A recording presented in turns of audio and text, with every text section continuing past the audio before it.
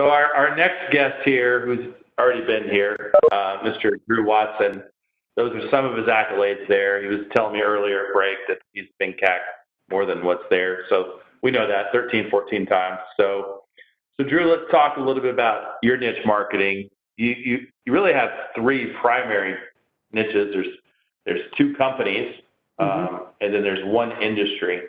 So why don't we piggyback on what Trevor was saying? Let's talk about the companies and how they became niches and some of the things that you've done to really let that flower and bloom. I thought we'd talk intermittent fasting and take our shirts off. But that'll be the after hours. That's next month.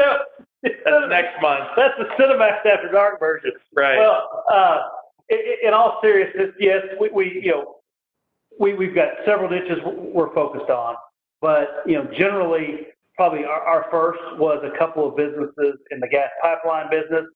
And a lot like, Trevor was saying, we kind of started with a trickle. We got into the company and were able to do workplace financial planning benefits.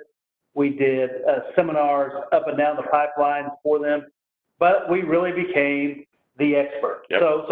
As Trevor said, be a self-proclaimed expert. As Bosco Watson would say, a self-ordained minister. So be a self-ordained expert on where you are in your niche, and that will go a long way.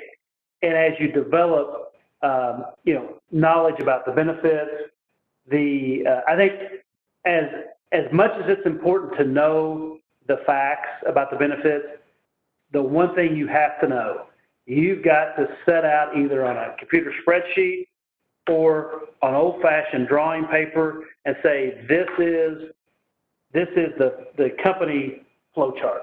This is the organizational chart. Yes. Yep. The org chart from, the grunts on the ground to the CEO. Once you're in big, you will be able to do that for each department.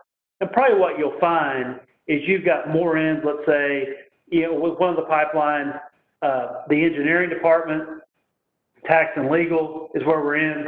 The other pipeline, we were in also, general counsel, but marketing. So we know which departments within, so that's really kind of taking that niche and really focusing down to know, look, if somebody's retiring from the accounting department, we got to be scratching our heads why we didn't get that client. So that's where you want to take it down to inside a business, inside a department, to within the department of who's doing what. And you want to keep that information updated because it makes it great when you ask for referrals, when you ask for your clients to bring their coworkers, who are these people that are coming in, and that gives you kind of an overall inside knowledge on who are your advocates, who are people that maybe are advocating for some of your competitors, and how do you work around that, and how do you protect your clients from the competitors as well. So I want to make sure that you guys understand something he's saying here. You guys understand he's built the organizational chart. Drew knows in every department what their names are, what their role is. He knows which of their clients. You're asking your clients in that department for referrals to their coworkers and to bring them to events. So, I wanted people to understand that's how myopic you get in this. That's how purposeful and very specific you work that niche. Yeah, exactly, and it works. Retirement parties. When we were able to have kind of big client event, just as Trevor said, you kind of get the old school gang getting back together. Old home week. So basically, people that work together that hadn't seen each other since they retired, they interact with people that are still active. They'll talk about what's going on, et cetera. So that's the level you want to build, because then it becomes kind of a self-fulfilling machine. Now, you want to be kind of spontaneous, but planned spontaneity with contacting these people. One of our niches, they had a 401k change. The top people knew about it Friday. They told me, they sent me the email that I had to set on it. So Monday, out of respect for them, Monday afternoon, we sent kind of a blast email to everybody in the organization saying, hey, we know you've had these 401k changes. Here's who it pertains to most specifically. If you're in this group, give give us a call and we'll tell you how these funds would impact your situation, and here's an overview. So, clients appreciate that. They'll pass, and by the way, the very last paragraph is most important. Also, as a favor to me, if you have other people in your department that you think might have questions about this, forward them this email with my contact information. So that's the key, to be able to give them something actionable, that if sometimes people want to refer you, they don't know how. This is a little bit of a nudge to say, hey, this is where the information is and how to go get it. So one of the things I know about Drew that he does really well, and it's he just brought it to our attention, I'm just going to elaborate, is he's very good at coaching his clients on who he's looking for, and coaching them how to tell the story about him and how to get them to engage with Drew. And that's very important. We call that positioning. He's very good at positioning himself to his clients so they know how to market for them. And there again, it makes it a lot easier, right, Drew? If it's inside a company and inside a certain department, boom, boom, boom, talk about that ladder we were talking about. It makes it a lot easier then for them to look. When you've pretty much narrowed it down to, if there's 20 people in the department and you've got 5 of them as clients, hey guys, I need those other 15. Yeah, forward this along. It's non-threatening, which is a great way to get referrals. It's a very non-threatening thing. So they know they're going to have a change. They know they may have questions about it. In the department meeting, they will kind of go back and forth. So you always want to build on the success you have in the niche by looking for that next thing.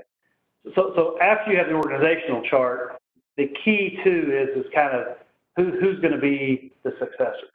So, once you get a $2 or $3 million client, that's what that position compensates over time. You want to make sure you're positioned in a way that you get the guy or the woman that's moving up in the organization to fulfill that role. So a lot of times I'll just ask, hey, can I get an introduction to your replacement if I don't already know them?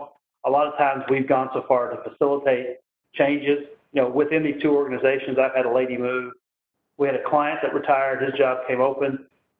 I knew it was going to happen. We kind of, whispered in her ear. We were able to negotiate a great package for her. So she's forever thankful, loves it, worked out great. And we know the continuity on the org chart. Here's who's in these departments, and this is where it will go. We will get, and I'm sure Trevor had this too, once you're in an organization, you'll get kind of unsolicited referral, or someone will show up on the phone, they want an appointment, and they come in. Obviously you want to always ask, who did you work with? You'll kind of know by the department, but it's good to hear them, because you may get a couple of names of people that aren't clients of yours yet, but they're advocating you. So that makes sense. Those people will be ones that get invitations to events, and it's probably just a matter of time before they become clients. Well, let's shift gears. That's great information. Let's talk about your niche in the industry of medical professionals. This could pertain to, now we're moved down beyond a company, now it's more of I'm working with physicians. So talk about how you got started in that and how you've been able to build up that niche. Well, kind of, it's where do you rob banks, go where the money is, grow up in a small town, who drives all the, German cars? They're all doctors. Who drives all the pickup trucks? Well, it's, the guys working in a coal mine. So, you want to work with the doctors. So it became clear by studying the medical profession, not all doctors are compensated the same. And, where you want to go is, after you look at medical professionals, you want people that have either surgical privileges, and if you have those, you want people that own part of a surgery center, because that's another stream of income. That's another way you can kind of get in with advice on the doctors. That's where I found the real differentiating factor is. There's doctors that are kind of, they have the allure of the return, but really you want to look at first, physicians, typically you want them to own their own practice. You want them to have some type of surgical privileges and or other entities, because that opens up a whole Pandora's box of tax planning opportunities that no one's really probably sat down and explained to them. And then obviously you want to kind of focus from there, where are you getting your specialties? We have a lot of orthopedic surgeons. I've taught Brian how to do it. He's got, his first one, but we followed the playbook and knew what to say. So kind of going back to that self-ordained expert, a lot of it is knowing, when to say amen and when to ask for the amen. Mm-hmm. And the doctors realize, who really knows what they're doing versus who's talking about it. Now, the other part in the physician world is now you have a lot of what I call captive physicians, that they're hospital owned or they're just kind of regular employees that happen to be doctors. We really don't have much experience there because they can put money back in a 401k plan and that's about it. So we focus our niche on the ones that own their own business, where there's tax planning availability there to help really basically, justify your advice fee. They also have investable assets that would be their own retirement plan, their personal money, and with these other entities, each one of those entities is an opportunity to go get other professionals. Surgery centers have multiple partners. They all talk, what are you doing? Are you deferring this income? What can you do? So you want to identify where the opportunity is and then really think through with the end in mind of, okay, who do you want to be sitting across the table from, because where is the money coming from? So, I would say anybody that wants to be focused on physicians, you really want to be focused on the people that have other incomes coming in through either, facilities, labs, surgery centers, radiology. That's where you can do your most work. And obviously, the proof's in the pudding, those are the ones that make the most money. Right. So what Drew is articulating here, and he's using the physician market to get down to it, is, hey, your niche needs to be lucrative, or lucrative enough by your standards. And, we had Bob Bonfilio talk about this earlier on a different segment. And, that's a key factor here. You may love working with this profession, but if it's going to bring down your average GDC or AUM per client, I'm not saying don't do that, but I don't know if that needs to be a niche either. And so Drew just gave a great example of how to assess, in this case, physicians, but you need to look at your niche and look at those same factors to see what within that niche, is there something, or a segment I need to work with. Well, and a great start, if you want to get into this, and, we're not in an urban area. And so I know we're the third largest city in Kentucky, but that's like saying you're the tallest, Munchkin in the Wizard of Oz original cast. So that doesn't mean much, but when you're in a bigger city, if you want to get into physicians, start at the medical school level, because not all these kids will have student debt. Obviously, some will, and some will be, kind of insurmountable. Mm-hmm. But there will be kids in those classes that don't have any student debt. They're making $60,000 to $70,000 a year in the, I think, intern space, or when they're in their rotation, going through medical school. And that's when you can kind of get your relationship. I'd say my FVP will fall out of the chair when he gets our reports next week, but I sold a disability policy last week. So, who needs a $16,000 a month disability policy? A new doctor. New doctor, yeah. So you've got, that's the type of niche you can get into, and in an urban area, that would be who you want to get in with, is at the medical school level, before they go out, kind of make their final years. If you can kind of show them some good tax planning, it's probably going to be the last years they're ever going to be able to do a Roth. That's what opened the whole deal with these boys is, hey, you're not going to be able to do a Roth forever. Well, what do you mean?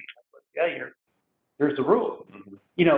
So you start there. You're willing to, one, kind of have a lost leader with that Roth IRA, but also what you're doing is you're getting a 26 to 28-year-old person into your practice that is going to make more than $400,000 a year for, lifetime value of client for 40 years.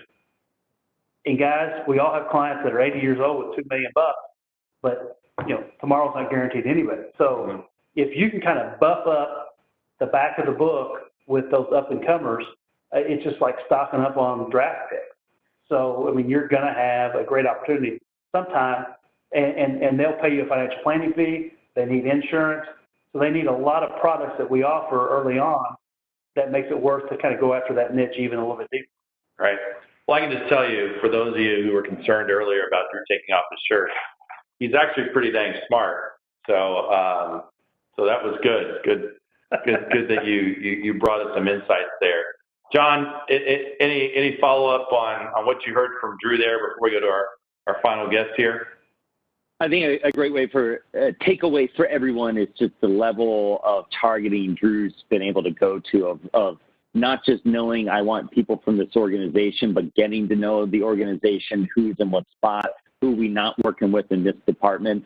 I think that's a good learning for everyone, that there's always another level to go to. And I think for anyone, if you think you've gone far enough, think again. There's next levels to go to. There's more you can do. There's more ways to get access. So those really awesome insights, Drew. Thank you. Thanks, Jeff.